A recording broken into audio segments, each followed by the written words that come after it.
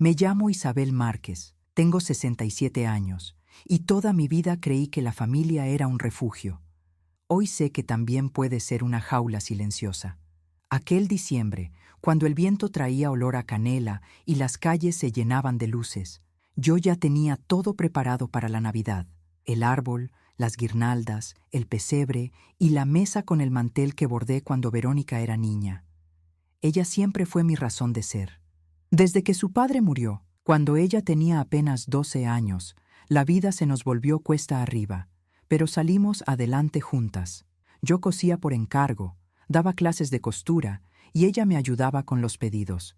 Siempre pensé que ese vínculo era indestructible, que ninguna distancia ni matrimonio podía romper lo que habíamos construido. Durante años, celebramos las fiestas como si fueran un ritual sagrado. Encendíamos el árbol el 1 de diciembre, preparábamos chocolate caliente y veíamos la misma película, Milagro en la calle 34. Verónica decía que la Navidad olía a hogar, y yo respondía que el hogar olía a ella.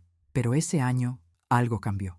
Una tarde el teléfono sonó. Era mi hija. Su voz sonaba correcta, distante, casi como si leyera algo que ya había ensayado. «Mamá, este año vamos a pasar la Navidad en casa de mi suegra».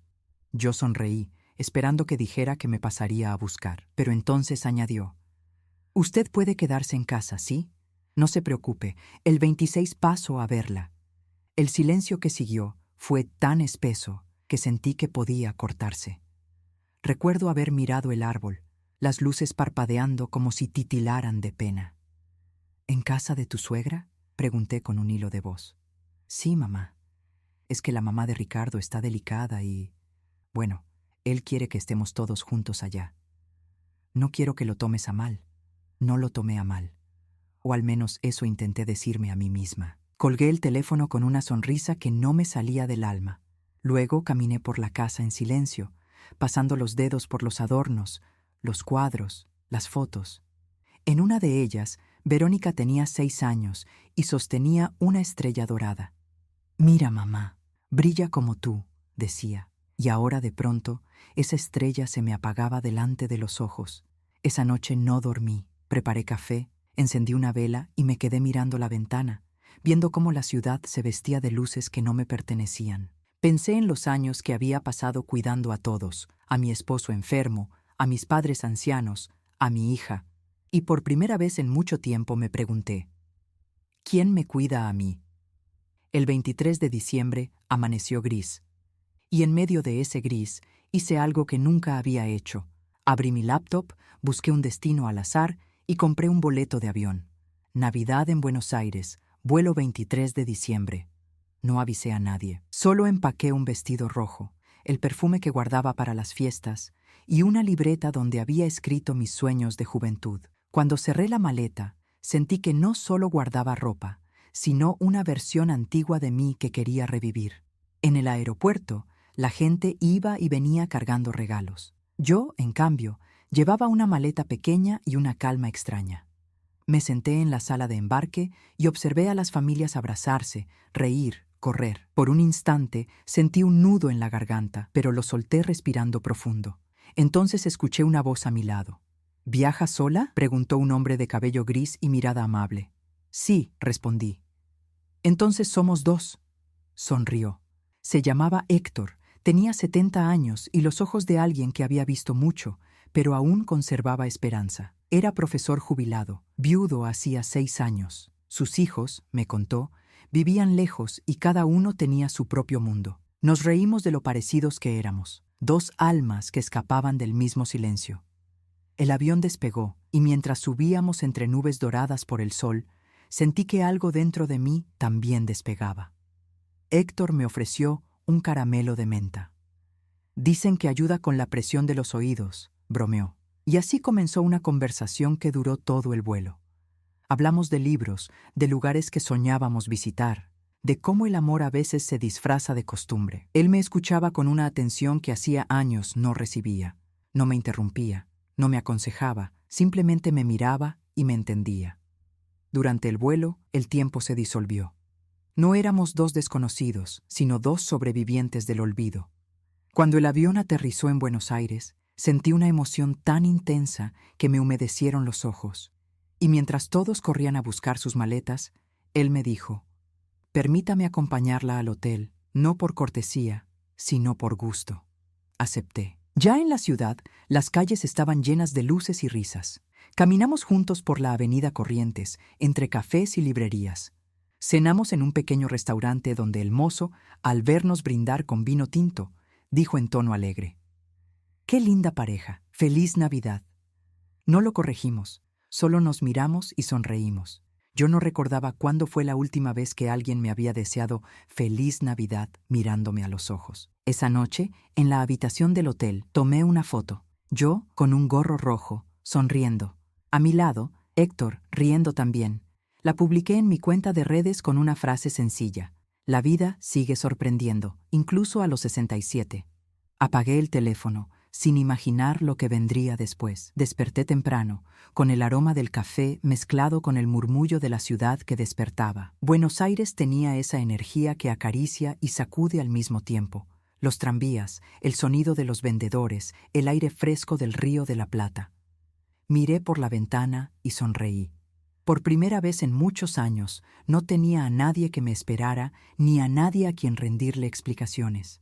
Tomé mi teléfono para mirar las horas de los museos y vi las notificaciones encenderse una tras otra. 50, 70, 120 mensajes. En mi foto, aquella que publiqué la noche anterior, había decenas de comentarios. ¿Quién es ese señor? ¿Está de novia, doña Isabel? Qué rápido olvidó a su marido. Y entre ellos, uno que me heló la sangre: Verónica. «Mamá, ¿qué significa esto?». Me quedé mirando la pantalla largo rato. El corazón me latía con fuerza, no por culpa, sino por algo más profundo, por darme cuenta de que, sin quererlo, había hecho algo imperdonable en su mundo: haber sido feliz sin pedir permiso. Tomé aire y marqué su número. «Hola, hija».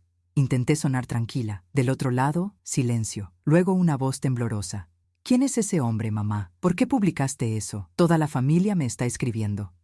«Es un amigo, Verónica. Conocí a alguien en el vuelo, cenamos juntos, nada más». «¡Nada más!», gritó. ¿Tienes idea de cómo me siento? Mi suegra vio la foto y me preguntó si tu madre está saliendo con alguien. ¡Qué vergüenza! Sus palabras me atravesaron como un cuchillo. Vergüenza. Mi hija tenía vergüenza de mí. «Verónica», dije despacio, «no hice nada malo, solo pasé la Navidad acompañada». «No puedes hacer eso», replicó. «Pareces una adolescente, mamá». «Tal vez», respondí, «pero hacía años que no me sentía viva». Cortó sin despedirse. Me quedé con el teléfono en la mano, temblando. El eco de esa palabra me retumbaba en la cabeza. Vergüenza. Héctor me encontró en el lobby del hotel. «¿Todo bien?», preguntó. Asentí, aunque mis ojos decían otra cosa. «Mi hija vio la foto», dije. «Está molesta». Él sonrió con esa paciencia de quien ya entendió que los hijos a veces son los padres de sus padres. «Los hijos creen que seguimos siendo los mismos que cuidaban de ellos», dijo. «Pero uno también tiene derecho a renacer». Sus palabras me calaron hondo. Fuimos a caminar por los bosques de Palermo. El aire fresco y el sonido de los pájaros me devolvieron una paz que creía perdida. Por momentos olvidé el teléfono, los juicios, el ruido de la opinión ajena. Solo sentía el presente, el viento en el rostro, el paso tranquilo, la compañía silenciosa. A la tarde, paramos en un banco junto a un lago. Héctor me habló de su esposa, de cómo se conocieron en la universidad y de cómo, al final, la vida le enseñó que el amor no siempre dura, pero sí deja huellas.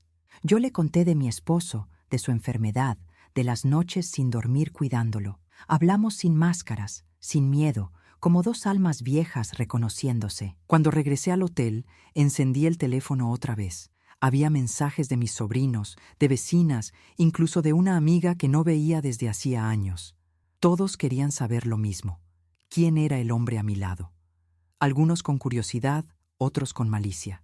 Y entre tanto ruido, un mensaje nuevo apareció, sin nombre, sin foto. «Señora Isabel, tenga cuidado con ese hombre. No es quien dice ser». Sentí un escalofrío. Leí el mensaje varias veces.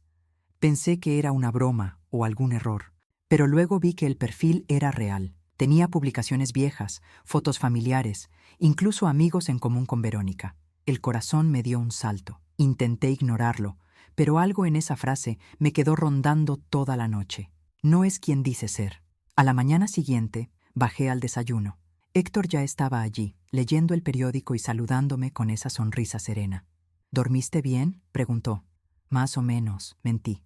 Durante la comida, no pude dejar de mirarlo. ¿Quién era realmente ese hombre? ¿Por qué alguien me advertiría sobre él? ¿Podría ser una coincidencia cruel o había algo que yo no veía?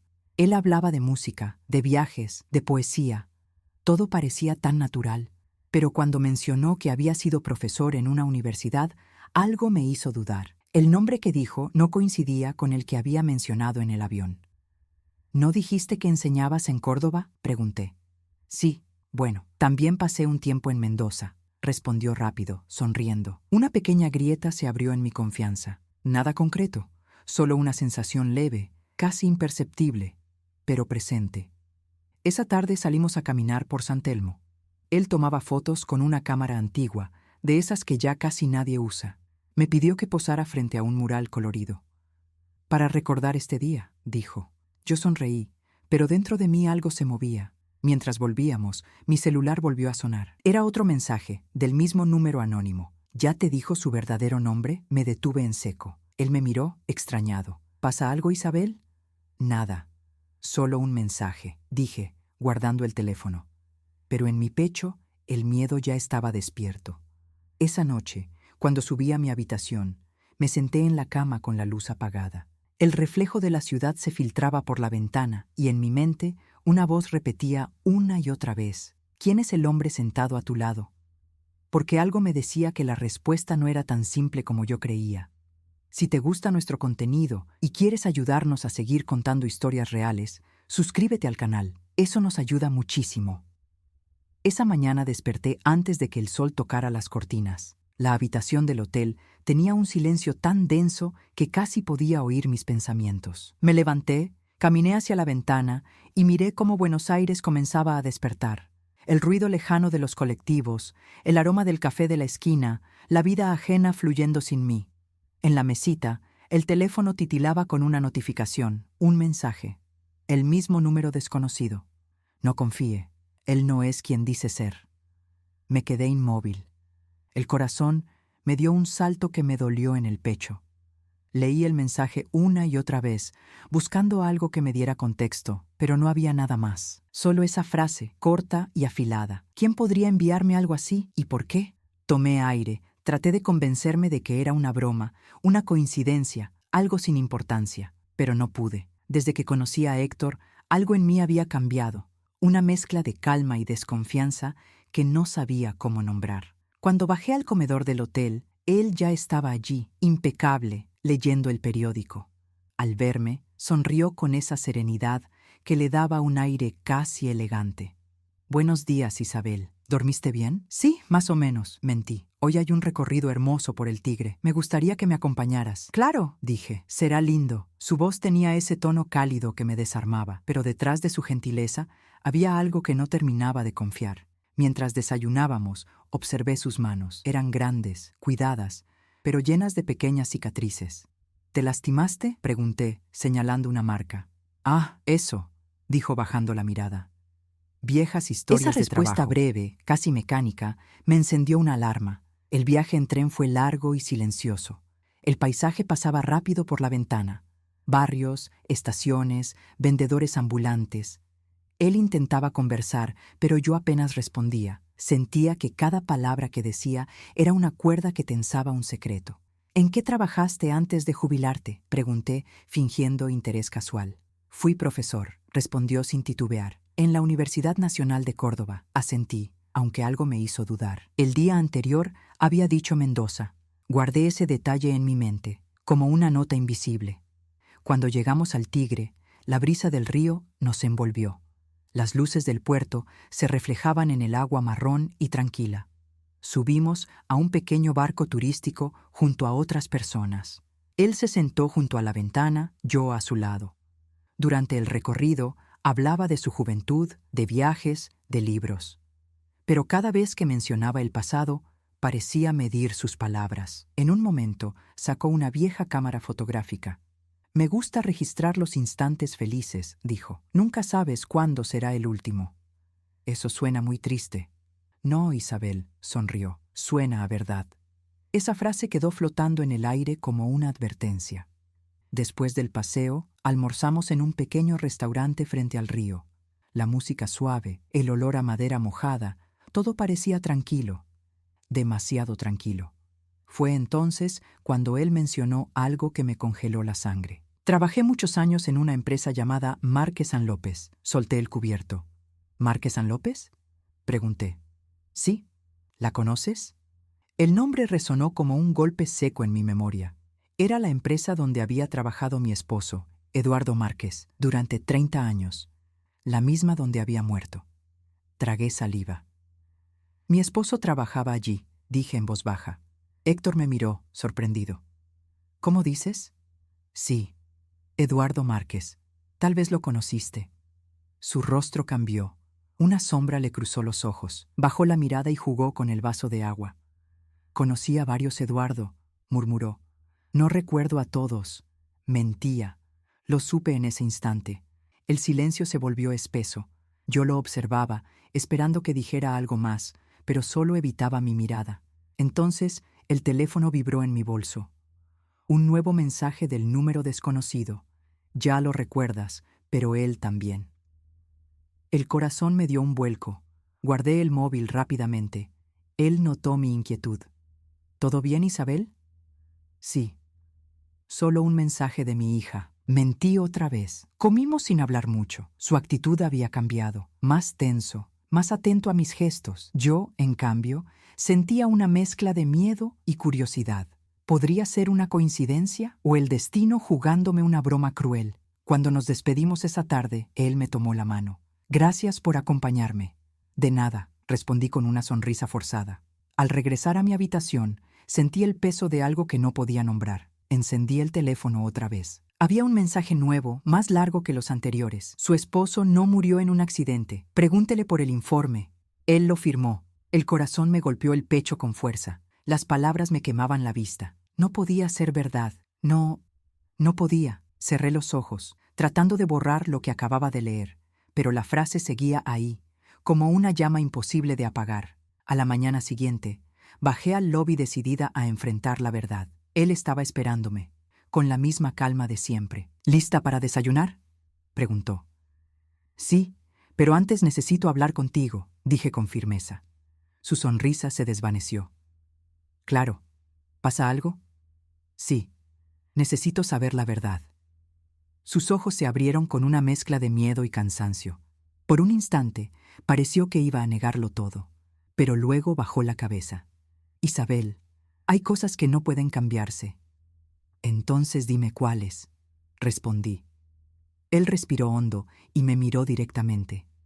Estuve allí el día del accidente. Sus palabras quedaron suspendidas en el aire, como un golpe seco que mi mente no logró asimilar de inmediato. Estuve allí el día del accidente. Sentí que el suelo se abría bajo mis pies. ¿Qué estás diciendo?, pregunté apenas, temblando. Que ese día, cuando ocurrió todo, yo era el responsable del área de seguridad. ¿Y qué hiciste?, susurré con la voz quebrada. Lo que me ordenaron, dijo mirando el suelo. Callar. Un silencio terrible cayó entre nosotros. El murmullo del hotel desapareció. Solo escuchaba el eco de esas palabras que parecían atravesar el tiempo. Durante años, yo había vivido creyendo que la muerte de Eduardo fue un accidente, una fatalidad, un error del destino. Ahora descubría que había sido una mentira cuidadosamente construida. Mis manos temblaban. ¿Por qué?, grité. ¿Por qué callaste? Héctor levantó la mirada, con lágrimas en los ojos. Porque tenía miedo. Me amenazaron. Si hablaba, iba a perder todo. Yo tenía una familia, hijos pequeños, y me obligaron a firmar el informe. Di un paso hacia atrás. Sentí una punzada de asco, de rabia, de decepción. Durante esos días lo había visto como un hombre amable, un compañero inesperado, y ahora, frente a mí, tenía al hombre que había sellado el destino de mi marido. No tenías derecho, susurré. No tenías derecho a decidir por nosotros. Lo sé, respondió con voz rota. No hay un solo día que no lo recuerde. Quise marcharme. Pero mis piernas no respondían. Salí del hotel sin saber a dónde ir. El aire era frío, cortante, y el ruido del tránsito me golpeaba como una bofetada. Caminé sin rumbo por las calles empedradas, entre turistas que reían y niños que comían helado. La Navidad seguía ahí, brillante y ajena, como si mi mundo no se hubiera derrumbado. Me senté en un banco y abrí el teléfono. El mismo número desconocido había enviado otro mensaje. Si quiere pruebas, busque el nombre de Héctor Ledesma en los archivos de Márquez en López. Informe 27D. Lo leí varias veces. Esa persona sabía demasiado. ¿Quién era? ¿Un ex empleado? ¿Un amigo de mi esposo? ¿O tal vez alguien que también cargaba con culpa? Esa noche no cené.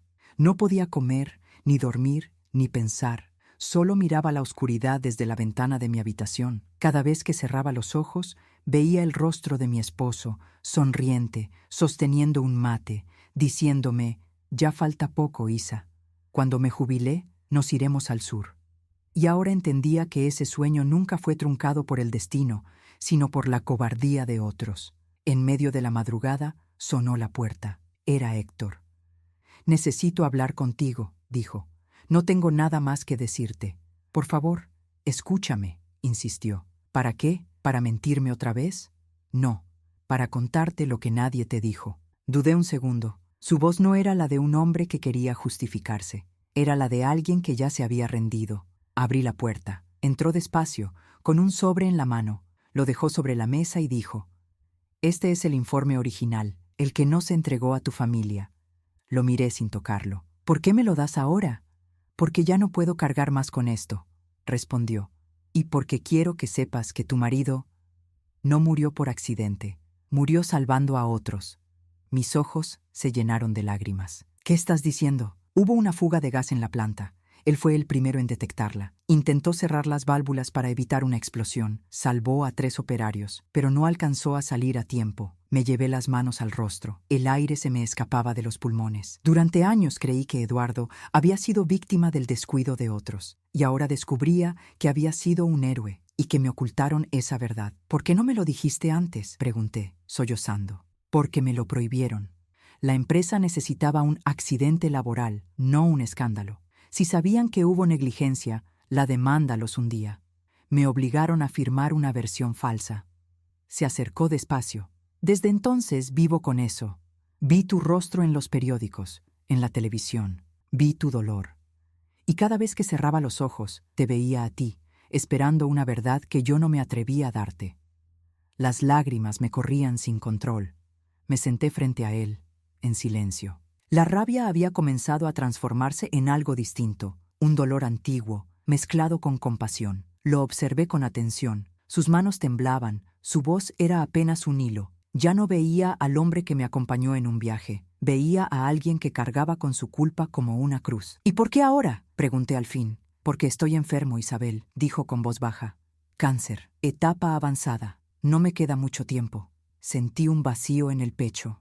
«No vine a buscar perdón, solo vine a dejarte la verdad». «¿Y pensabas que eso me haría sentir mejor?». «No, pero tal vez te ayude a cerrar el duelo, a mirar a tu esposo con orgullo, no con pena». Sus palabras me atravesaron. Tomé el sobre y lo abrí con manos temblorosas. Dentro había 3 hojas, el informe original, con su firma, y una carta escrita a mano. La letra era firme, cuidadosa. «Para Isabel Márquez, nunca tuve el valor de decirte esto. Tu esposo fue el hombre más valiente que conocí. Yo fui cobarde, y he pagado cada día por eso. Perdóname si puedes. Héctor Ledesma». Levanté la vista. Héctor lloraba en silencio. Me quedé quieta largo rato. El reloj marcaba las 2 de la madrugada. El viento movía las cortinas. Y en medio de ese silencio, algo dentro de mí se quebró, pero también se liberó. Me levanté despacio y caminé hacia la ventana. La ciudad dormía, y el cielo se teñía de un gris suave. No sabía si podía perdonarlo, pero sí sabía que ya no quería vivir en el pasado. Durante años mi vida se había detenido en ese accidente, en esa pérdida, en esa mentira, y ahora, aunque dolía, la verdad era una forma de libertad. Volví la mirada hacia él. «No puedo perdonarte todavía», dije con voz firme, «pero gracias por no esconderte más». Asintió, en silencio. Se puso de pie y se marchó sin mirar atrás. Cuando la puerta se cerró, me quedé sola con el sobre en las manos. Lo guardé en mi maleta, junto al vestido rojo que había llevado en Nochebuena. Me miré al espejo, el rostro cansado, los ojos hinchados, pero algo distinto brillaba en ellos. No era paz, era algo más profundo, la certeza de que la verdad, por dolorosa que sea, siempre es un comienzo. Esa noche publiqué otra foto, sin texto, sin sonrisa, solo la vista desde la ventana del hotel y una frase sencilla en los comentarios. La verdad también puede ser un regalo. Los mensajes no tardaron en llegar. Entre ellos, uno más del número desconocido. A veces, Dios usa a los culpables para sanar a los heridos. Me quedé mirándolo largo rato, y por primera vez en muchos años, recé. Pasaron 3 días desde aquella noche. 3 días en los que no salí del hotel, apenas comí y apenas hablé con nadie. El sobre con el informe seguía sobre la mesa, intacto, como si mirarlo fuera volver a abrir una herida.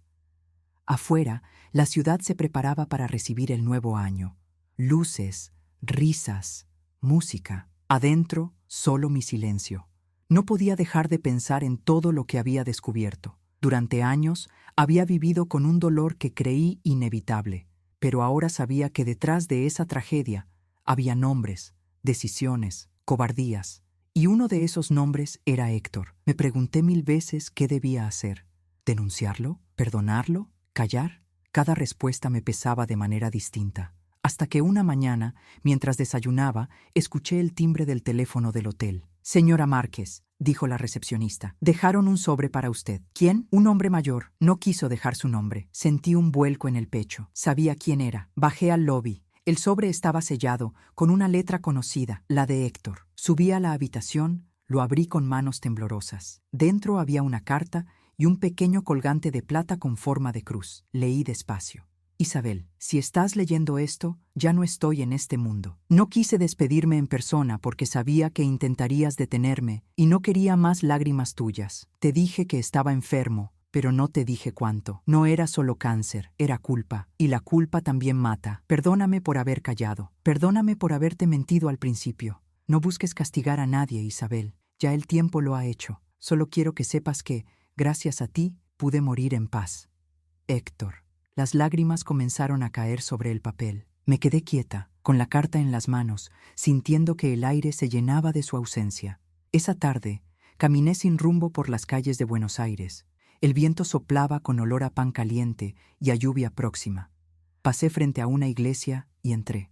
Encendí una vela y me senté en la penumbra. Por primera vez en años, recé sin pedir nada.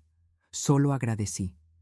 Agradecí por haber conocido la verdad, por haber tenido el valor de escucharla y por haber sentido, aunque fuera brevemente, que alguien me veía de nuevo. Cerré los ojos y recordé el rostro de mi esposo y luego el de Héctor.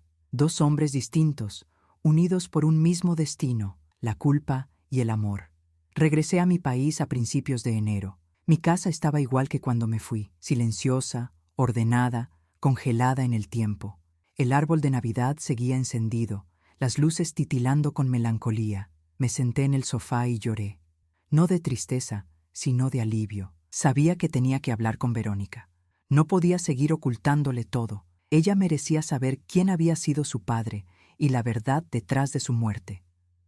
Esa misma noche la llamé. Tardó en contestar. «Mamá». Su voz sonó fría. «Hola, hija. Llegué bien. Ya me enteré. Vi tus fotos, leí tus mensajes. La familia entera habla de ti». «Lo sé», respondí con calma, «pero necesito contarte algo que nadie sabe». Hubo un silencio largo.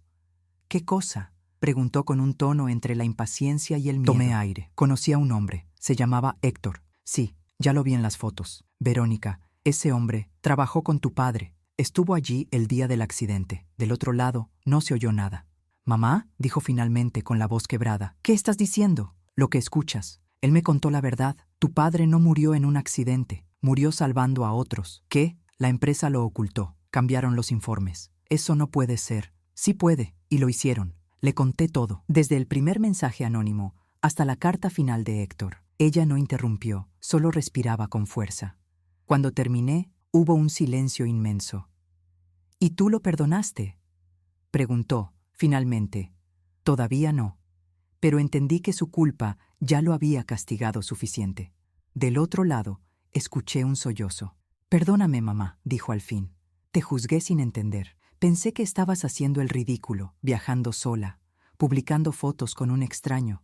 No sabía todo lo que estabas viviendo». «No pasa nada, hija», dije, con voz suave. «A veces necesitamos perdernos para entender a los demás». Por primera vez en mucho tiempo, hablamos sin reproches, no como madre e hija, sino como dos mujeres heridas que se reconocen en el dolor. Pasó una semana. Verónica vino a visitarme. Traía flores y un pequeño regalo, un marco con una foto antigua.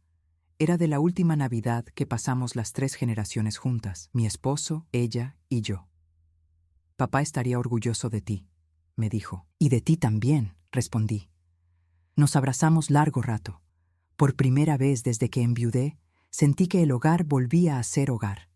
En la mesa del comedor puse 3 cosas: la foto de Eduardo, el informe original de Héctor y la cruz de plata. 3 símbolos de una historia que había tardado décadas en cerrarse. Esa noche dormí tranquila, sin culpas, sin miedos, solo con gratitud. Los días comenzaron a fluir de otro modo.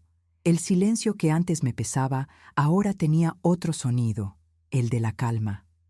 Volví a mis rutinas: el café por la mañana, las plantas en el balcón, la radio encendida con tangos viejos, pero algo dentro de mí había cambiado. Ya no era la mujer que esperaba que la llamaran para incluirla. Era una mujer que había aprendido a elegirse. Una tarde, mientras limpiaba la mesa, vi el sobre de Héctor aún abierto sobre el aparador. Dentro, la carta que me dejó y la cruz de plata que no me había atrevido a usar. La tomé entre los dedos. Pesaba poco, pero sentí que contenía todo el peso del perdón. Me la colgué al cuello, no como recuerdo de él, sino como símbolo de todo lo que había sobrevivido. Al día siguiente, Verónica vino de visita con su esposo y los niños. Era la primera vez en mucho tiempo que toda la casa volvía a llenarse de risas. Cociné empanadas, abrí vino, puse música. No hablamos del pasado. No hacía falta.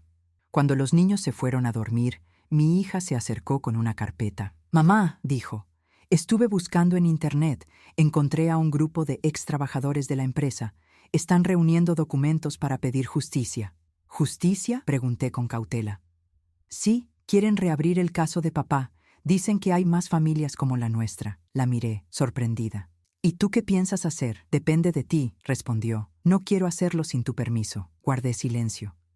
Durante tantos años había vivido esperando respuestas, y ahora, cuando las tenía, no sabía si quería volver a abrir esa herida. Esa noche, mientras todos dormían, me quedé sola en la cocina con una taza de té. El reloj marcaba las 2 de la mañana. Saqué el informe original y lo puse frente a mí. Lo leí de nuevo, línea por línea. Cada palabra era una cicatriz. Pero también estaba su firma, la de Héctor, debajo de la verdad que había tenido el valor de devolverme. Respiré hondo y entendí algo que no había comprendido hasta entonces. El perdón no siempre se da por el otro. A veces se da por una misma, para poder seguir caminando sin arrastrar el peso del rencor. Al día siguiente busqué a Verónica. «Hija», le dije, «hazlo». «¿Estás segura?» «Sí, es hora de que la verdad salga a la luz». Ella me abrazó con fuerza. «Papá estaría orgulloso». «Y yo también», susurré. Juntas, escaneamos los documentos y los enviamos al grupo de ex empleados. Por primera vez en años, sentí que algo se movía dentro de mí, una mezcla de alivio y esperanza. Pasaron los meses. La investigación comenzó a avanzar. Los medios hablaron del caso, de las irregularidades, de los informes falsificados. La empresa, la misma que había ocultado todo durante décadas, tuvo que reconocer su responsabilidad. Una tarde de otoño, recibí una carta del abogado del grupo. El nombre de Eduardo Márquez ha sido oficialmente reivindicado. Su acto de valentía será reconocido por la comunidad. Lloré, no por tristeza, sino porque, al fin, su historia tenía el final que merecía. El homenaje se hizo en una pequeña plaza cerca de la fábrica. Había flores, cámaras, gente que yo no conocía. Subí al estrado con Verónica y sostuve el diploma que llevaba el nombre de mi esposo. Miré al cielo y sentí que, de alguna manera, ambos, Eduardo y Héctor, estaban allí. el uno como luz, el otro como sombra, pero los dos, parte inseparable de mi historia. Al regresar a casa, el atardecer pintaba de dorado las paredes. Me senté junto a la ventana, con la cruz de plata entre los dedos. Pensé en todo lo que había pasado en esos meses, la soledad, la traición, la verdad, el perdón. Sonreí, no porque la vida fuera perfecta, sino porque por primera vez me pertenecía por completo. Esa noche escribí en mi diario: durante muchos años esperé que alguien me devolviera la felicidad. Hoy entiendo que la felicidad no se espera, se elige. Perdón no es olvido, es libertad. Cerré el cuaderno y apagué la luz. El viento movía las cortinas suavemente, y en la penumbra de mi habitación sentí algo que no sentía desde hacía décadas: paz. Semanas después, Verónica me propuso algo inesperado. Mamá, ¿qué te parece si viajamos, solo tú y yo? ¿A dónde? A Buenos Aires. Quiero conocer el lugar donde empezó todo. La miré y sonreí. Me parece perfecto. Cuando el avión despegó, tomé su mano. ¿Sabes?, le dije. A veces la vida te quita cosas para devolvértelas de otra forma. ¿A qué te refieres? A que esta Navidad creí haberlo perdido todo, y sin embargo, aquí estoy. Ella apoyó su cabeza en mi hombro. Y yo también, mamá. Miré por la ventana. El cielo se abría frente a nosotras, amplio, limpio, infinito, y entendí que la historia no era de pérdida, sino de renacer. La mañana del viaje amaneció limpia, con un cielo que parecía recién lavado. Verónica llegó temprano, con una mochila ligera y un brillo extraño en los ojos, ese brillo de quien está lista para entender lo que antes no quiso mirar. Hice café con canela, como cuando ella era niña. No hablamos mucho, no hacía falta. El sonido de las tazas y el perfume dulce bastaban para decir lo esencial. Íbamos juntas. En el taxi hacia el aeropuerto, ella tomó mi mano. Estaba tibia, firme, sin prisa.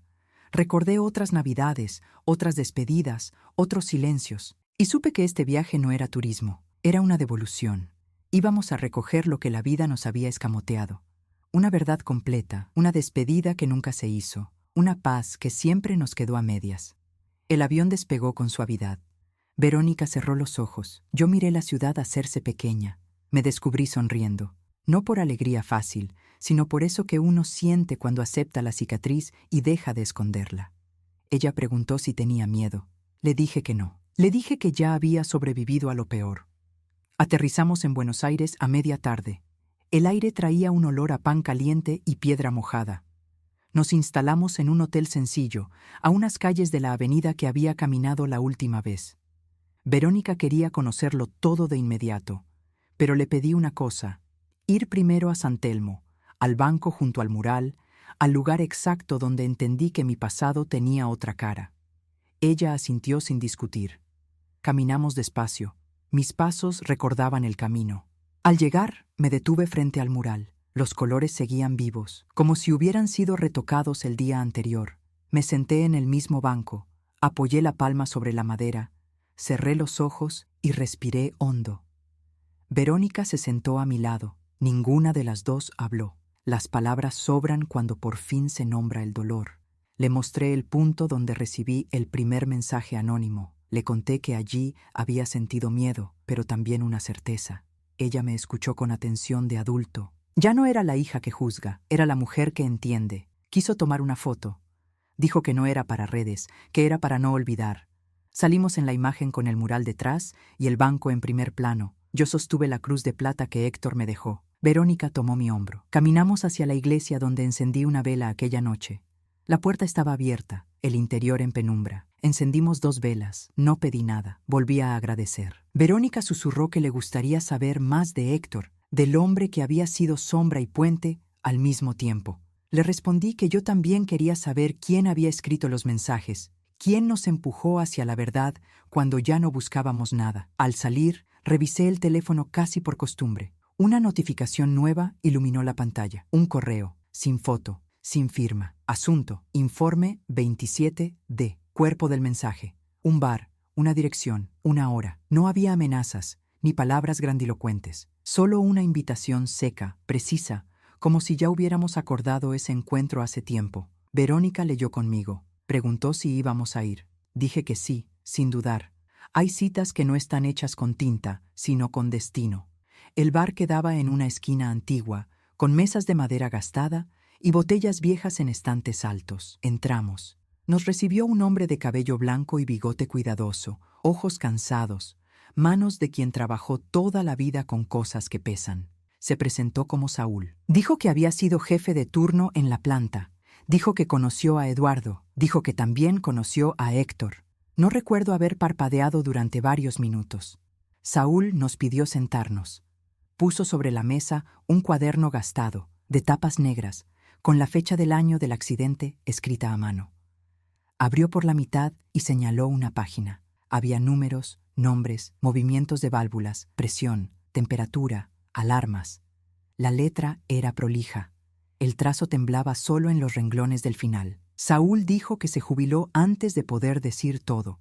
Dijo que muchos callaron por miedo, otros por cansancio, otros por conveniencia. Dijo que no soportaba seguir siendo cómplice del silencio. Dijo que el perfil anónimo era de él. Dijo que aquella noche, al ver mi foto con Héctor, supo que ya no debía esperar más. Verónica respiró hondo. Le preguntó por qué nos había elegido a nosotras. Saúl sonrió sin alegría y respondió que la verdad siempre busca a quien está lista para sostenerla. Yo no supe si agradecer o apartarme. El agradecimiento y la rabia son gemelos que se parecen demasiado. Saúl habló de Eduardo como se habla de un buen capitán. Dijo que había voluntarios con miedo y que Eduardo no fue héroe por impulso, sino por decisión. Dijo que el protocolo indicaba cierre de válvulas en cadena, que se necesitaban 3 manos para hacerlo rápido, que esa noche faltaban 2. Dijo que Héctor quiso limpiar el informe, maquillar fallas, proteger su puesto, pero también dijo que Héctor no durmió nunca más después de firmar. Nos quedamos quietas. Afuera, el tránsito seguía. Adentro, el tiempo se detuvo. Saúl sacó 3 fotografías antiguas. En una, Eduardo sonreía con casco. En otra, un equipo entero brindaba con vasos de papel. En la tercera, había una pizarra con flechas rojas y verdes.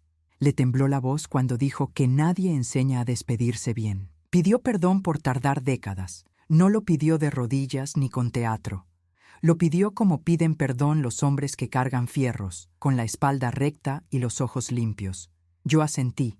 No era mi perdón lo que vino a buscar, pero tenía derecho a oírlo. Le pregunté por Héctor. Saúl bajó la mirada. Dijo que lo había visto 2 semanas antes de su muerte. Dijo que Héctor le entregó una carpeta con su firma y otra con la mía escrita en la tapa, por si se arrepentía de callar para siempre. Dijo que el miedo a veces se disfraza de orden. Dijo que Héctor murió un poco menos solo el día que me confesó la verdad. Verónica apretó mi mano. Yo no lloré. Hay lágrimas que una ya aprendió a beber hacia adentro. Saúl nos acompañó hasta la puerta. Antes de despedirse, preguntó si queríamos ver el taller donde Eduardo tomaba mate en los cambios de turno. Dije que sí. Verónica también. Atravesamos 2 calles. El sol caía de lado, pintando de cobre los ladrillos. El taller ya no era taller. Era un galpón vacío con polvo en suspensión y ecos que no sabían a quién obedecer. Saúl señaló una mesa coja, un mate olvidado, una silla con pata remendada. Dijo que no entendía por qué nadie había tirado todo aquello. Yo sí lo entendí. Hay objetos que no se van porque la memoria necesita testigos. Me acerqué a la mesa. Pasé la mano por la madera. Sentí astillas y frío. Vi, tallado con navaja en la esquina, un nombre, Edu.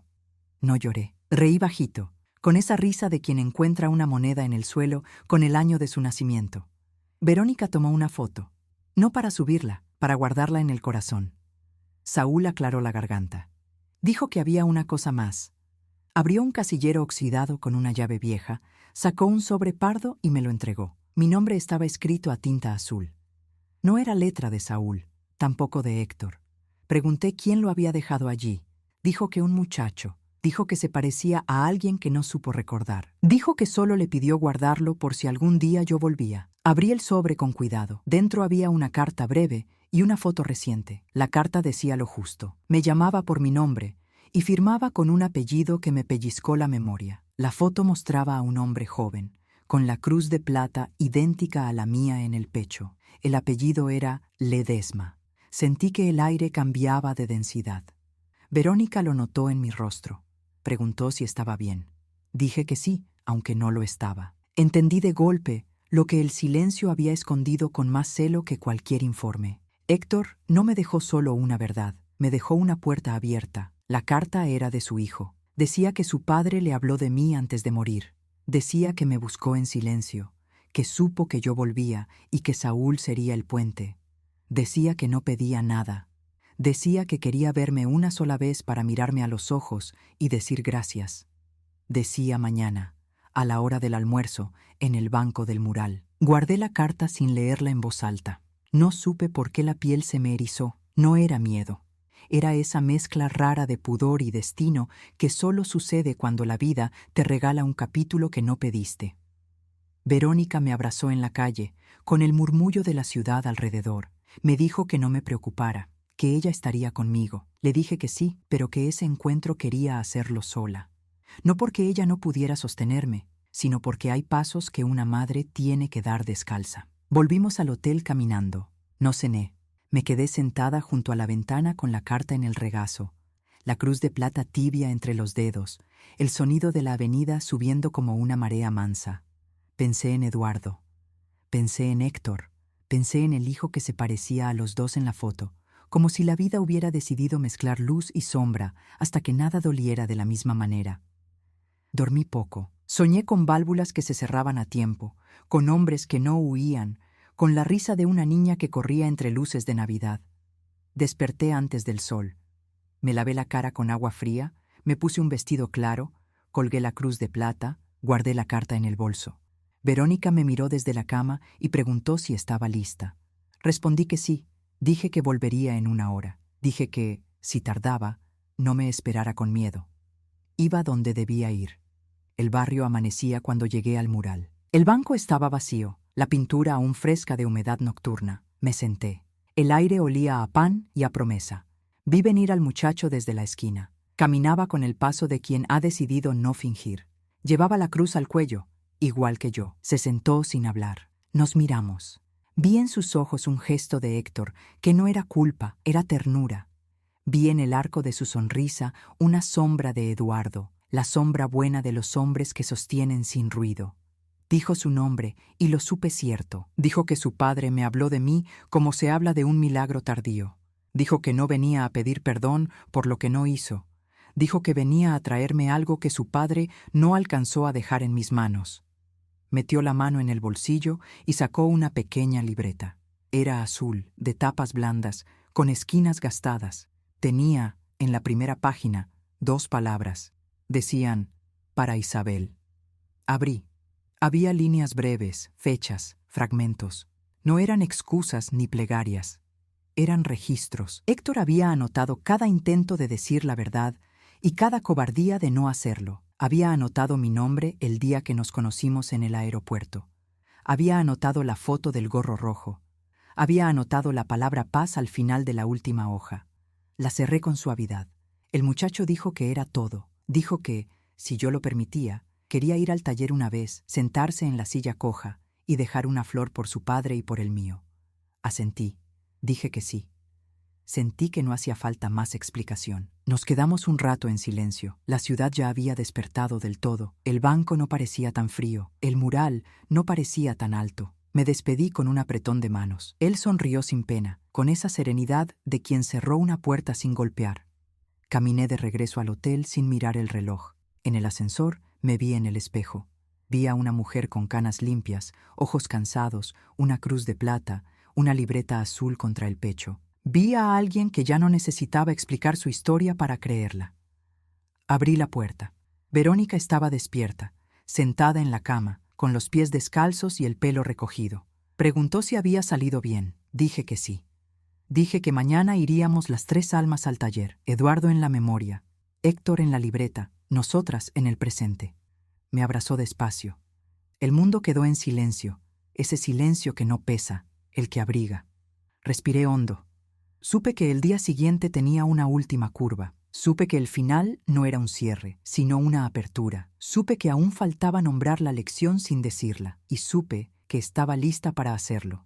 Volvimos al taller al día siguiente. El aire de la mañana era tibio. Las nubes finas dejaban pasar una luz que no hería. Saúl nos esperaba con un termo y 2 mates. El hijo de Héctor llegó unos minutos después, con un ramo de margaritas blancas. Nadie habló demasiado. El silencio tenía más sentido que cualquier discurso. El galpón seguía igual, con el eco de las herramientas que ya no existían. La silla coja estaba en su lugar. La mesa seguía teniendo las marcas de los años. El nombre, Edu, seguía tallado en la esquina. El muchacho se acercó, dejó las flores sobre la mesa y apoyó la palma sobre la madera. Dijo que no conoció a su padre así, pero que quería recordarlo de esa forma. Un hombre tratando de corregir lo que rompió.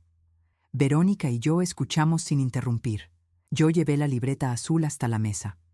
La abrí en la última página y leí en voz baja lo que él había escrito antes de morir. No hay redención completa, pero hay verdad. Si algún día Isabel vuelve a sonreír, todo habrá valido la pena. Dejé la libreta al lado del mate de Eduardo. El gesto me salió natural, como quien deja una ofrenda. No necesitaba decir nada más. Saúl nos sirvió mate. El vapor subía lento. Verónica sacó la foto del mural y la puso junto al cuaderno. El hijo de Héctor acomodó las margaritas. Yo prendí una vela pequeña que llevaba en el bolso. Era el fuego lo que unía todo, el que destruyó, el que purificó, el que ahora alumbraba sin quemar. Nos quedamos así un largo rato, en silencio, hasta que el viento entró por las rendijas del techo y movió la llama. Verónica la protegió con la mano. «Parece que no quiere apagarse», dijo. «No, hija», respondí. Las cosas que arden con sentido nunca se apagan del todo. Esa tarde caminamos hasta el río. El hijo de Héctor se despidió. Nos dimos un abrazo, que olía a cierre y comienzo.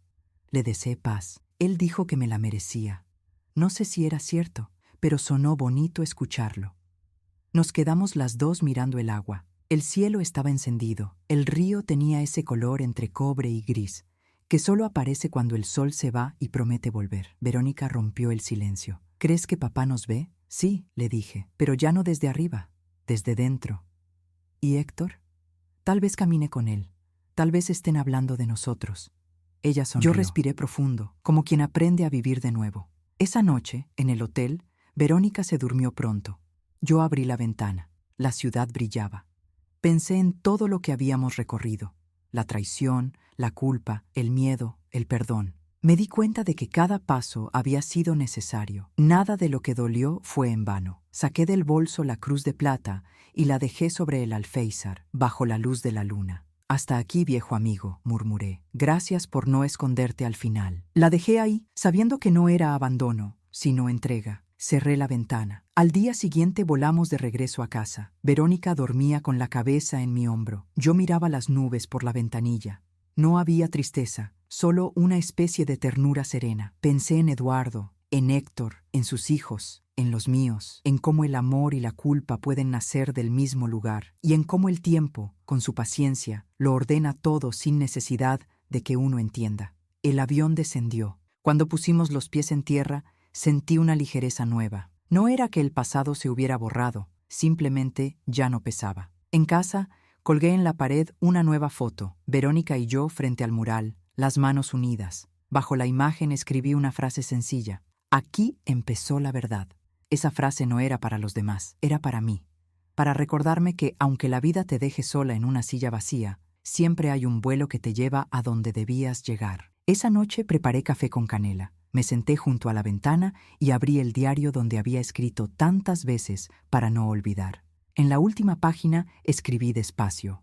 He aprendido que la soledad no siempre es castigo. A veces es el silencio necesario para escuchar lo que la vida intenta decirnos. A veces, lo que parece el final es solo el momento en que uno por fin empieza a vivir. Apoyé el bolígrafo, cerré el cuaderno y sonreí. Las luces del árbol, sí, todavía lo tenía encendido, parpadeaban suaves, sin apuro. El aire olía a hogar. La casa amaneció con olor a pan tostado y café con canela. Abrí las ventanas y dejé que el aire templado entrara sin pedir permiso. Las cortinas se movieron como si saludaran. Puse música baja, un bolero viejo que Eduardo tarareaba cuando aún creíamos que la vida era un pasillo sin curvas. Miré la mesa del comedor, ahora despejada, y supe que este año iba a tener otro dibujo. No sería el año del miedo ni de la duda. Sería el año de poner nombre a cada cosa. Verónica llegó temprano con sus hijos. Traían flores del mercado y una bolsa con frascos vacíos. Me explicó que quería hacer mermeladas conmigo, como cuando era niña. Asentí sin palabras. Hay gestos que son abrazos largos. Los niños corrieron hacia el patio y se quedaron mirando el limonero. Les conté que su abuelo plantó ese árbol una tarde de verano, con un sombrero que le quedaba grande y un silbido continuo. Ellos rieron y pidieron limonada. Les prometí la mejor limonada del barrio. Me creyeron como se cree una leyenda. En la repisa, la foto del homenaje tenía un brillo nuevo. El diploma con el nombre de Eduardo no hablaba de muerte, sino de mérito. Me acerqué y pasé la yema de los dedos por el vidrio. Agradecí en silencio. No a nadie en particular.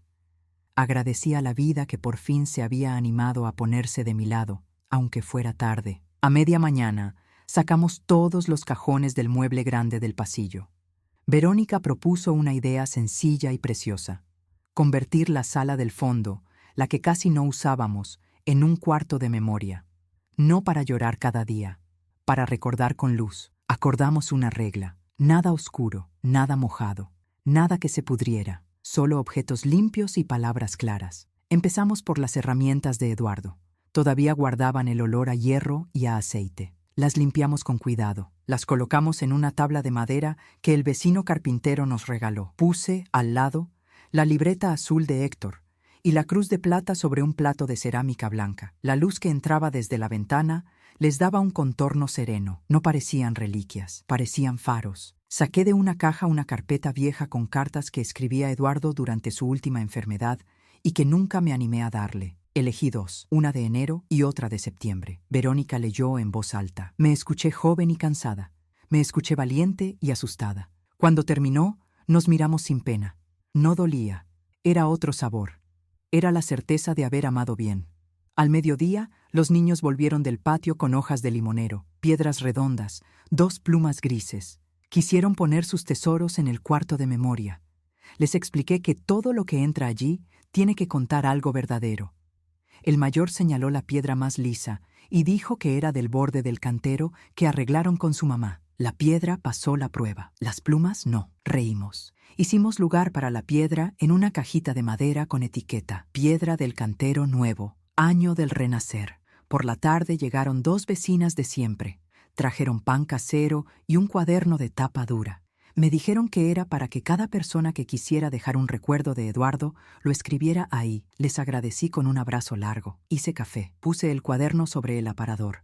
La primera en escribir fue Verónica. No quise leer. Los recuerdos tienen su pudor. Después escribí yo. 2 líneas, 2 verdades. Gracias por enseñarme a arreglar lo que se rompe. Aquí sigo. Ese mismo día, por primera vez en mucho tiempo, abrí las ventanas de mi cuarto por completo y quité las cortinas pesadas. Dejé entrar toda la luz. Es increíble lo que la luz hace cuando usted se decide.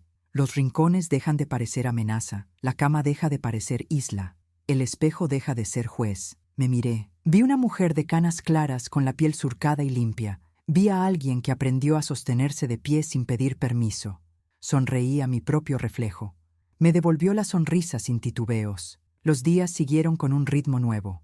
Cada martes cocinábamos con Verónica para llevar viandas al grupo de ex trabajadores que seguía reuniéndose. Al principio lo llamábamos ayuda.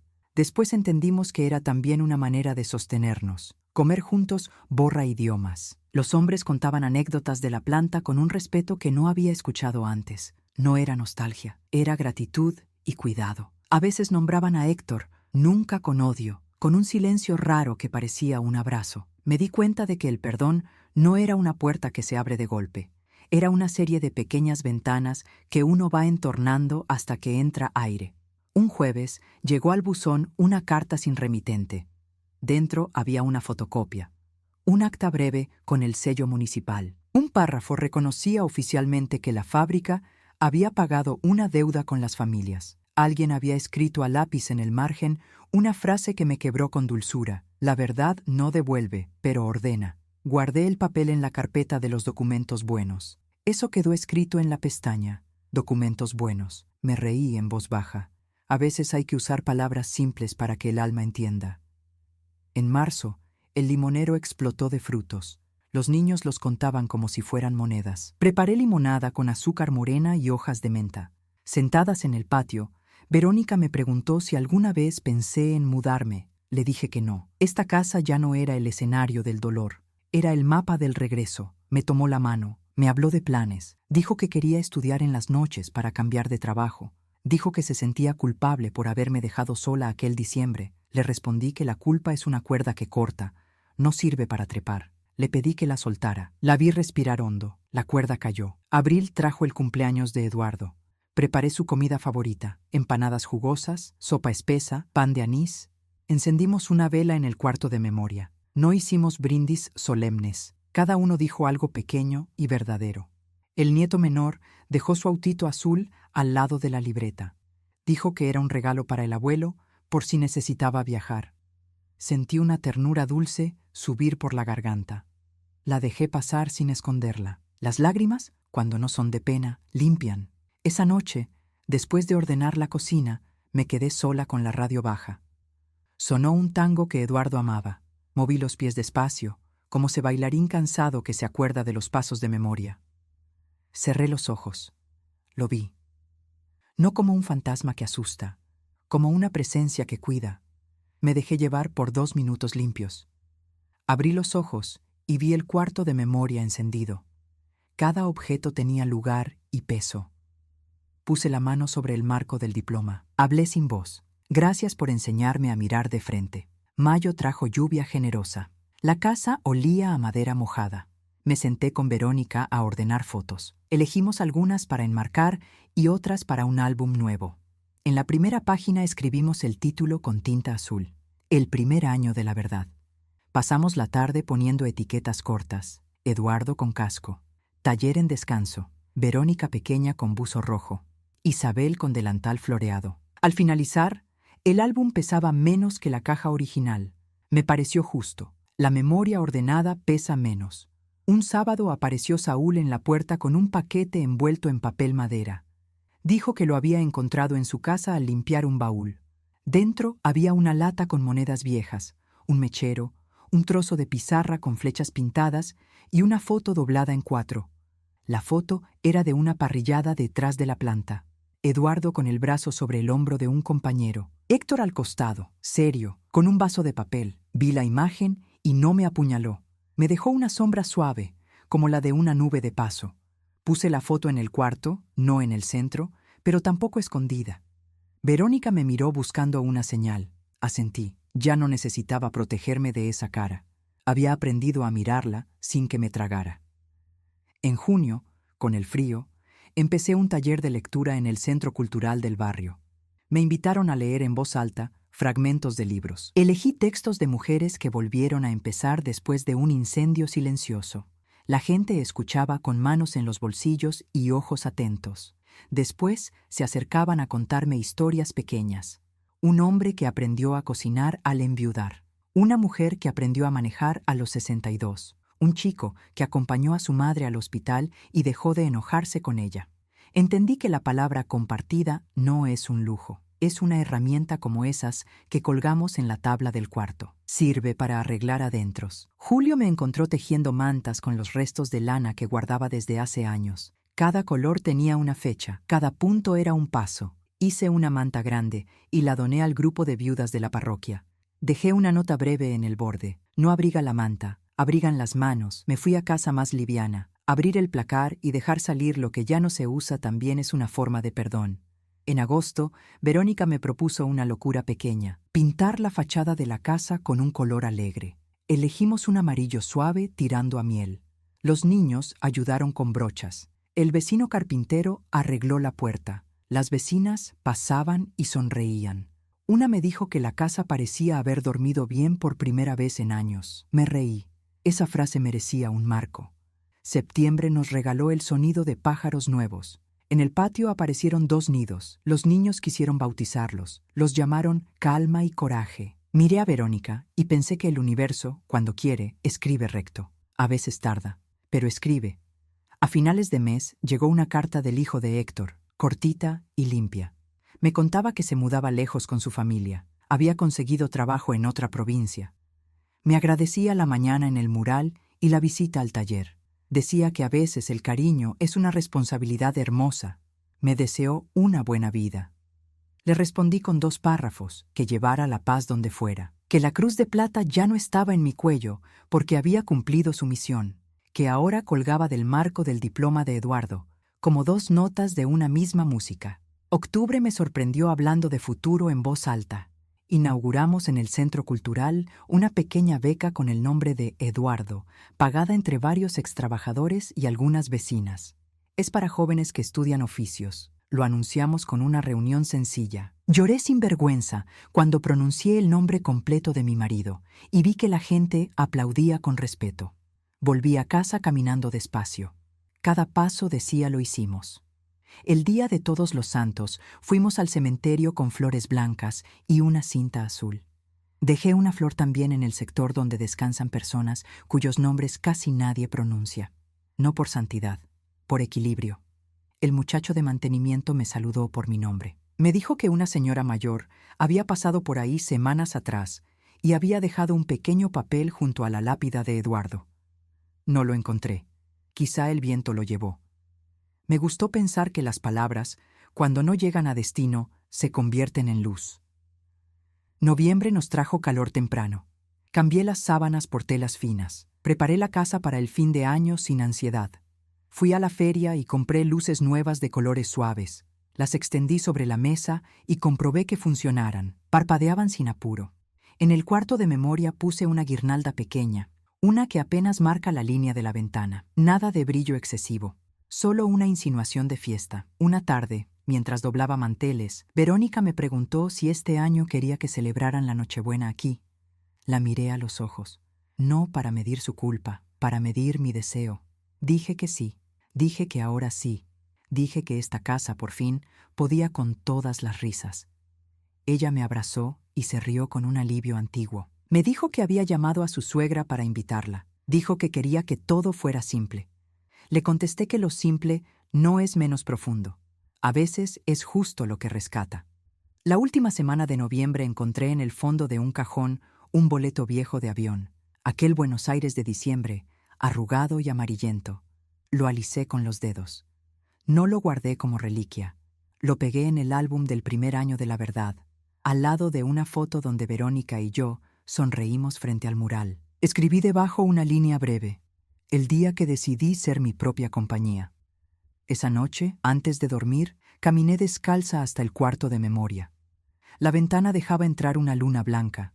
Toqué la tabla de las herramientas, la libreta azul, la cruz de plata, la piedra del cantero nuevo, la foto doblada en 4.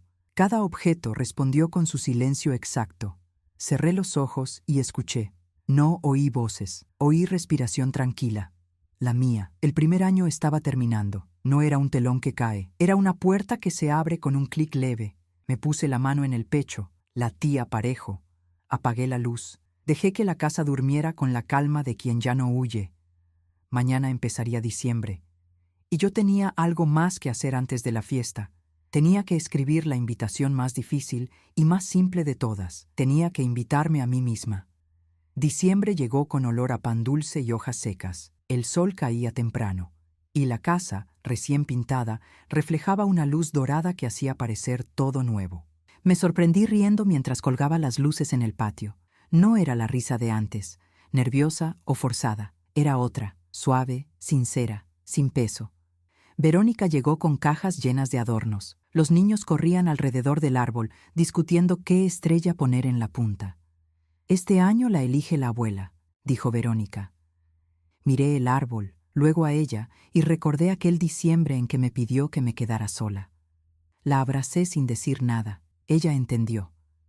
Puse en la punta la estrella dorada de siempre, la misma que Verónica sostenía en la foto vieja, aquella en la que decía: «Mira, mamá, brilla como tú». Y por primera vez lo creí. El aroma a guiso llenaba la cocina. Saúl llegó con una botella de vino. El hijo de Héctor envió una carta desde lejos. Las margaritas florecieron. Mi padre estaría en paz si la viera así, rodeada de luz. Guardé la carta en el álbum, junto al boleto de avión. Ese pequeño rectángulo amarillento ya no era símbolo de fuga, sino de regreso. A la tarde, los nietos me pidieron una historia. Nos sentamos en el patio, bajo el limonero. Les conté una historia sin nombres, de una mujer que un día se quedó sola, de un árbol que no daba frutos, de un viaje en avión y de una carta que cambió el aire. Ellos escuchaban con los ojos grandes. Cuando terminé, el más pequeño preguntó: ¿Y la mujer fue feliz al final? Pensé un segundo. No al final, le respondí. Fue feliz en el camino. Y eso bastó. Antes de la cena, fui al cuarto de memoria. Encendí una vela. La luz se reflejó en la libreta azul, en la cruz de plata, en la foto de Eduardo y en la piedra del cantero nuevo. Pasé la mano por cada objeto, despacio, como quien acaricia los recuerdos para que no se rompan. Sentí que todo estaba en su lugar. Nada sobraba, nada dolía. Miré el cielo por la ventana. Una estrella se movía despacio, como si alguien la guiara. Pensé en Eduardo, pensé en Héctor, pensé en la cantidad de vida que cabe entre un adiós y otro. Sonreí. La vela no parpadeó. Siguió ardiendo, firme. Esa noche cenamos todos en el patio. La mesa larga, los platos de colores, el vino abierto, las risas mezcladas. Verónica propuso un brindis. Levantó su copa y dijo: por las verdades que tardan, pero llegan, y por los silencios que aprendieron a hablar, añadí. Los niños aplaudieron sin entender del todo, pero felices de ser parte de algo bueno. Comimos, cantamos, bailamos. El aire se llenó de risas nuevas, no de ecos viejos. Esa fue mi verdadera Navidad. No la de los regalos, sino la de las reconciliaciones. Después de la medianoche, todos se fueron a dormir. Apagué las luces del patio, menos una, que dejé titilando sobre la mesa. Me quedé sola mirando el árbol. El silencio no pesaba, era un silencio habitado, lleno de memorias que no dolían. Tomé el álbum del primer año de la verdad y lo abrí en la última página. Escribí una línea final. Este año entendí que la soledad no es el fin del amor, es el lugar donde uno vuelve a encontrarse con él. Cerré el álbum, apagué la vela y antes de subir a mi habitación me miré en el espejo del pasillo. El reflejo me devolvió una sonrisa serena, sin maquillaje ni miedo. Una mujer entera, una mujer que había viajado por dentro y por fuera, y que ahora sabía quedarse sin perderse. Subí las escaleras despacio.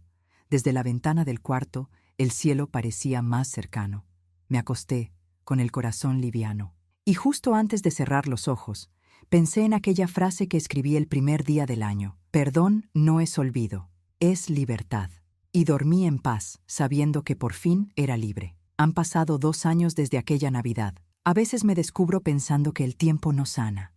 Solo acomoda las piezas para que duelan distinto. Hoy la casa huele a pan tostado y a lavanda.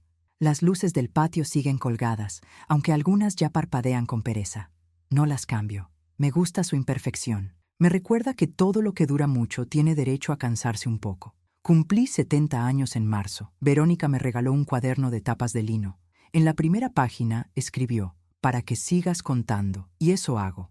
Escribo cada mañana, con el mismo lápiz de siempre, sin buscar historias ajenas. Las mías bastan. La casa está viva. No es un museo. El cuarto de memoria se transformó en sala de lectura. Allí vienen los chicos del barrio los sábados a leer y a pintar. Las herramientas de Eduardo siguen colgadas, limpias. La libreta azul de Héctor está dentro de una vitrina de vidrio. Los niños me preguntan quiénes fueron. Les digo que fueron hombres que se equivocaron y aprendieron, como todos. No les miento, pero tampoco los corrijo cuando dicen que eran valientes. Verónica ya no me pide permiso para tomar decisiones. Viene con ideas, con flores, con libros. A veces discutimos, pero nos reímos enseguida. Nuestros silencios ya no pesan. El más grande de mis nietos empezó un curso de electricidad gracias a la beca que lleva el nombre de su abuelo. El día que recibió el certificado, me trajo una copia. La colgué junto a las fotos antiguas. Hay algo justo en esa línea. Un nombre que antes estuvo en un informe de muerte, ahora está en un diploma de aprendizaje. Cada tanto recibo cartas. Una llegó de lejos, con el sello de otra provincia. Era del hijo de Héctor. Me contaba que su segundo hijo nació y que lo llamó Eduardo. Decía que quería que el niño creciera sabiendo que la verdad tiene peso, pero también alas. Le respondí con una postal del limonero en flor. Solo escribí: Las raíces y las ramas no se separan, solo crecen en direcciones distintas. En julio, el grupo de extrabajadores vino a almorzar. Trajeron pan, vino y la costumbre de hablar fuerte. Al final de la comida, uno de ellos sacó una carpeta con recortes de periódico y me dijo: «Gracias a usted, la historia cambió». Le contesté que no hice nada sola. No insistió, solo brindamos. Y en el tintinear de las copas escuché el eco de todas las manos que alguna vez cerraron válvulas, escribieron cartas o sostuvieron culpas. A veces pienso que el perdón, cuando se comparte, suena como cristal. Una tarde de agosto, mientras barría el patio, encontré una semilla caída del limonero. La puse en una maceta pequeña. Ahora asoma un brote. Los nietos le pusieron nombre: Valiente. Me gusta verlo crecer. Lo miro y pienso que, de algún modo, cada vida nueva es una manera de decir: seguimos. En octubre, Verónica me propuso viajar juntas al sur. «Quiero que veas el mar, mamá. El verdadero, el que ruge», dijo. Nunca lo conocí. Eduardo y yo lo planeamos 1000 veces, pero siempre se interpuso algo. Trabajo, enfermedad, miedo. Acepté. El viaje fue largo y azul. El viento tenía otro idioma. Caminamos por la playa desierta. Metí los pies en el agua fría. No sentí nostalgia. Sentí pertenencia. Le dije a Verónica que era como volver a una casa que no sabía que era mía. Ella me abrazó. Le conté que, si alguna vez ya no estoy, quiero que tiren mis cenizas en un lugar donde haya viento y mar. Dijo que sí sin lágrimas. Dijo que lo haría con música. Así son las promesas que se cumplen. En diciembre, antes de que llegara la nueva Navidad, decidí escribir una carta. No para nadie, para mí, para la mujer que fui y que aún me acompaña en los espejos. La dejé sobre la mesa del cuarto de lectura, junto a un vaso de agua y un trozo de pan. Decía: «Isabel, ya no estás esperando que te pidan perdón, ya no esperas llamadas, ni invitaciones, ni milagros. Aprendiste que la vida no te debe nada, y que aún así sigue dándote cosas. Has amado, has perdido, has perdonado, has cerrado válvulas, puertas y heridas, has abierto ventanas. Si alguna vez dudas, mira tus manos. Siguen temblando, pero también siguen dando. No hay final, hay continuidad». La firmé con mi nombre completo y la fecha. No la guardé. La dejé abierta para que quien la lea algún día sepa que no todos los diarios se cierran. Aquella Nochebuena la pasamos en el patio, bajo las luces amarillas. Verónica cocinó. Los niños decoraron el árbol con cintas nuevas. La casa respiraba vida. Los vecinos vinieron a saludar. Hubo brindis, música, risas, pero también hubo un momento de silencio. Apagué las luces por un instante y dije: «Hace años, esta misma noche, me quedé sola. Y ahora mírenos, aquí estamos, enteros, aquí estamos, juntos». El aplauso fue suave, cálido, como una manta. Encendimos las luces otra vez. El patio brilló. El limonero, el árbol, las caras, todo. Esa noche dormí poco. No por tristeza, por plenitud. A medianoche, escribí una última línea en el cuaderno de tapas de lino. El legado no son los objetos que dejamos, es la forma en que los otros respiran después de nosotros. Apagué la lámpara. Afuera, el viento movía las ramas del limonero. No pedía nada, solo decía, en su idioma antiguo, que la historia seguía. El verano siguiente llegó lento, como si el sol tuviera piedad. El patio estaba lleno de verde. El limonero daba sombra suficiente para cubrir la mesa entera. Y en las ramas se mecían los pájaros que ya conocían mi voz. Verónica venía los domingos con los niños. Cocinábamos, reíamos. A veces nos quedábamos en silencio largo. Esos silencios ya no eran huecos, eran compañía. Una tarde de enero, mientras los nietos jugaban con agua, Verónica entró al cuarto de lectura. Encontró mi carta sobre la mesa. La leyó despacio, sin decir nada. Cuando volvió al patio, tenía los ojos brillantes. «Mamá», me dijo, «nunca te lo dije, pero todo lo que soy viene de ti». «No, hija», le respondí, «viene de lo que sobrevivimos». Nos abrazamos, y en ese gesto entendí que la herencia más grande no está en los objetos, sino en las cicatrices que enseñan ternura. Pasaron las semanas. Cada tarde me sentaba a escribir bajo el limonero. No historias largas, solo fragmentos, pensamientos sueltos, trozos de vida. A veces me visitaban los vecinos, otras veces los recuerdos. No los echaba, les servía café. Un día abrí el viejo álbum del primer año de la verdad. Vi las fotos del viaje, del mural, del taller, de los nietos. Pasé las páginas despacio hasta llegar a la última, donde estaba pegado el boleto de avión. A un costado, un espacio vacío. Tomé el lápiz y escribí. No fue un viaje de ida, fue el regreso a mí. Lo cerré con cuidado. No sentí nostalgia, sentí gratitud. El 2 de diciembre, después de la verdad, llegó tranquilo. El aire tenía un olor a pan y a promesa. Verónica organizó la cena otra vez en casa. Esa tarde, mientras colgábamos luces, ella sonrió y dijo: «¿Sabes, mamá? Este año no voy a ningún otro lugar». «Ya lo sé», le respondí. Y en ese momento, la frase que un día me rompió, «Usted puede quedarse en casa», se convirtió en algo completamente distinto, porque ahora quedarse era elegir, y elegir era amar. Esa noche, la mesa estuvo llena. Amigos, vecinos, hijos, nietos. Alguien tocó la guitarra, alguien brindó por los ausentes. Yo me quedé mirando las luces reflejadas en los ojos de todos y sentí que cada uno llevaba un pedazo de la historia en su risa, en su manera de mirar, en su calma. Después de la medianoche, cuando el ruido se fue apagando, caminé sola hacia el cuarto de memoria. Encendí una vela. En la pared, el reflejo temblaba como un corazón. Toqué el marco del diploma, la libreta azul, la cruz de plata. Me senté en la silla y escribí la última página del cuaderno de lino. En Navidad, mi hija me dijo que me quedara en casa. No sabía que aquella soledad sería mi punto de partida. Aprendí que el amor, cuando se cura, no necesita ruido. Y que a veces, para volver a estar acompañada, primero hay que aprender a estar sola. Dejé el cuaderno abierto sobre la mesa, apagué la vela. El humo subió lento, como un suspiro. Cerré la puerta, pero no con llave, porque las puertas que encierran memoria no deben cerrarse del todo. Salí al patio. La noche estaba clara. El limonero se mecía despacio. Las luces del árbol parpadeaban sin prisa. Me senté, miré al cielo y supe, con esa certeza que no necesita pruebas, que el ciclo se había cumplido. No tenía más preguntas, solo paz y un corazón que, por fin, sabía volver a casa sin miedo.